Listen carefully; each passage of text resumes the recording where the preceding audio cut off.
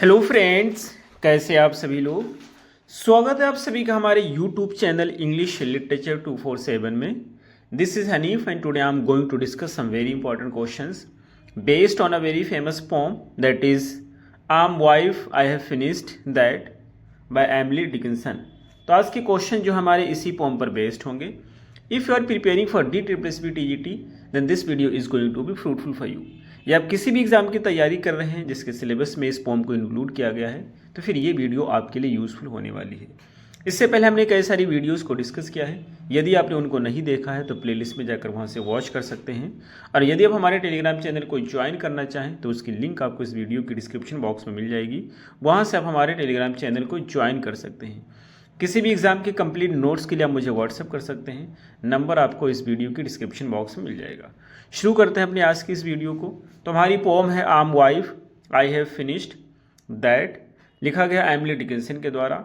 इसमें जो पोएट होती है वो विचार करती है, किस चीज़ पे विचार करती है कि जो पहले वो गर्लहुड पे थी, यानी कि पहले वो एक छोटी सी बच्ची थी, लेकिन अब उसमें चेंजेस हो गया है, ट्रांजिशन हो गया है, बदलाव आ गया है और अब एक वाइफ हो गई है। तो वाइफ होने से हुआ क्या है, उसके अंदर पावर तो आ गया है लेकिन उसके अंदर की फ्रीडम खो गई है और उसको एक रोल मिल गया है। रोल की वजह से बहुत सारे रिस्ट्रिक्शंस उसके ऊपर लग गए हैं। तो ये जो जेंडर रोल होता है इसको जो पोएटेस है वो क्रिटिसाइज करती है। तो इसी पर हमारी पोम बेस्ड है। आते हैं MCQs पे हम। फर्स्ट क्वेश्चन है कि who is the author of the poem I'm wife I have finished that. इस पोम का ऑथर कौन है आपको बताना है। तो फर्स्ट का हमारा सही आंसर होता है बी, यानी Emily Dickinson. Next question is second, what is the central theme of the poem. इस पोम की सेंट्रल थीम क्या है। तो सेकंड का हमारा सही आंसर है B, the transition from girlhood to wifehood, यानी कि जो गर्लहुड से वाइफहुड में परिवर्तन होता है, बदलाव होता है, तो उसी बदलाव की बात कर रहे हैं। पोएट्स कहना चाहती है कि ये जो बदलाव है, जो चेंज है, बहुत ही ग्रेजुअल होता है, बहुत ही धीरे धीरे होता है, लेकिन बहुत बड़ा बदलाव आता है। So B is the right answer. Next question is third, What role does the speaker declare herself to have transition into। ये कहना चाहता है स्पीकर जो होता है वो कौन से रोल की बात करता है जिसमें वो चेंज होकर के आ गई। पहले तो वो एक लड़की थी लेकिन वो किस रोल में आ गई है अब। तो थर्ड का हमारा सही आंसर होता है बी, अब वो एक वाइफ हो गई है। So B is the right answer.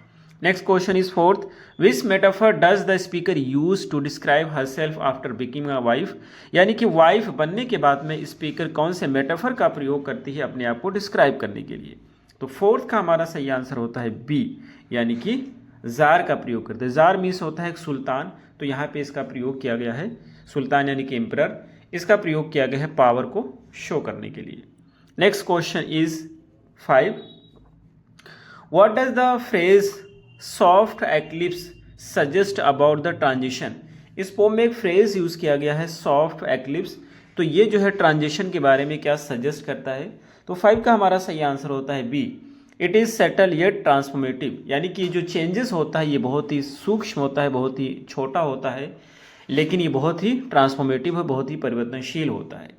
Next question is 6, how does the speaker perceive girlhood after becoming a wife, यानी कि वाइफ बनने के बाद में स्पीकर जो बचपना होता है या लड़कपन होता है उसको किस तरह से देखती है।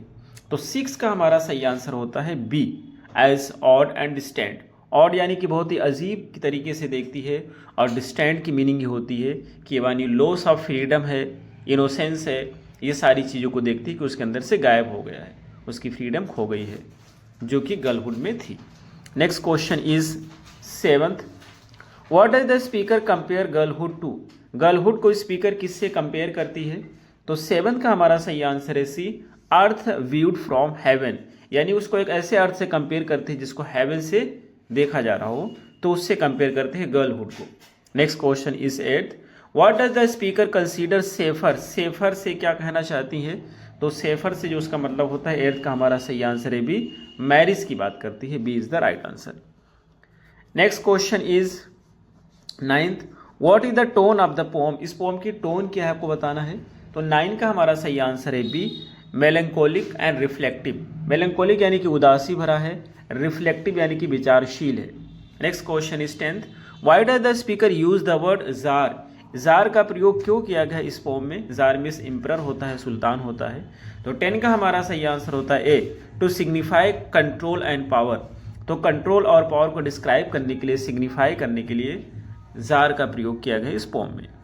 Next question is 11th, what does the speaker mean by that other kind was pain. तो ये जो लाइन पोम में यूज़ की है, इससे स्पीकर क्या कहना चाहती है। तो 11th का हमारा सही आंसर है C, that her earlier life lacked comfort. वो ये कहना चाहती है कि उसकी जो अर्लियर लाइफ थी, यानी कि जो बचपन का समय था जब वो लड़की थी, उसमें कंफर्ट नहीं था। Next question is 12, how does the pome and. इस पोम की एंडिंग किस तरह से होती है आपको बताना है। तो 12 का हमारा सही आंसर होता है B, with a resigned acceptance of speaker's role as a wife. यानी जो स्पीकर होती है अपने रोल को वाइफ के रूप में स्वीकार करती है और वहीं से इस पोम की एंडिंग होती है। Next question is 13th, what is speakers attitude towards comparing her life phases. Speaker का एटीट्यूड क्या होता है, उसका सोच क्या होता है, नज़रिया क्या होता है जब वो अपने लाइफ के फेजेस को कंपेयर कर रही होती है। तो 13 का हमारा सही आंसर है B, she avoids comparing them. वो उनको कंपेयर करने से अवॉइड करती है। Next question is 14th, what literary device is predominantly used in the phrase soft eclipse. जो सॉफ्ट एक्लिप्स है, इसमें कौन सी लिटरेरी डिवाइस का प्रयोग किया गया है। तो 14 का हमारा सही आंसर है बी, यानी कि metaphor. Next question is 15th, what does the speaker imply by I'm woman now. यानी कि मैं इसमें औरत हूँ, तो इससे स्पीकर क्या कहना चाहता है। तो 15 का हमारा सही आंसर है that marriage has fully defined her identity. उससे ये कहना चाहता है कि जो मैरिज है, शादी, उसने आइडेंटिटी को कम्प्लीटली डिफाइन कर दी है। यानी शादी होने के बाद में वो एक औरत हो गई है, उसकी आइडेंटिटी एक औरत के रूप में होती है। और इसी वजह से बहुत सारे जो रिस्ट्रिक्शंस है उसके ऊपर लगा दी, उसकी आज़ादी जो छीन गई है, और तो इसी चीज़ को क्रिटिसाइज भी करती है poets. Next question is 16, what aspect of speaker's earlier life is hinted at age pain. ये कहना चाहते हैं कि जब पेन की बात कर रही स्पीकर, तो उसके अर्लियर लाइफ का कौन सा चीज़ होता है, कौन सा एस्पेक्ट होता है जिसको हिंट कर रही होती है वो। तो 16 का हमारा सही आंसर होता है डी, लैक ऑफ कंफर्ट। वो ये कहना चाहते हैं कि उसमें कंफर्ट नहीं था, आराम नहीं था।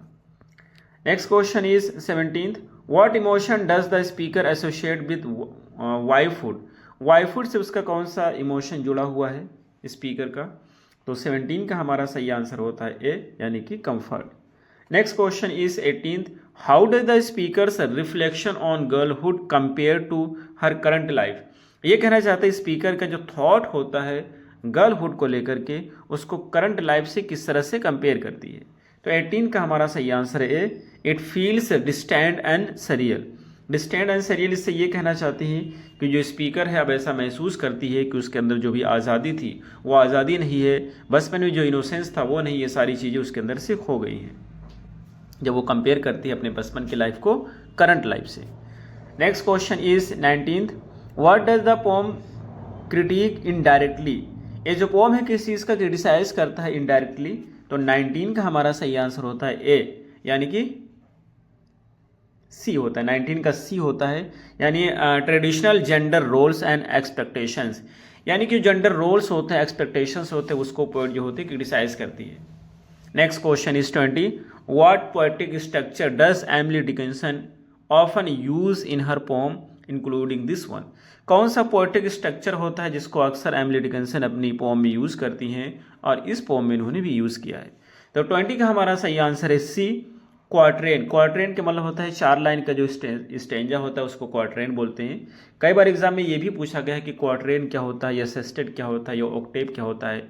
तो क्वार्ट्रेन 4 लाइन्स को बोलते हैं, सेस्टेट 6 लाइन को बोलते हैं, ऑक्टेव 8 लाइन को बोलते हैं, कपलेट 2 लाइन को बोलते हैं। तो इस चीज़ को याद रखेंगे। तो इनकी पोम्स में जो देखने को आपको मिलेगा क्वार्ट्रेन विद स्लैंट राइम्स।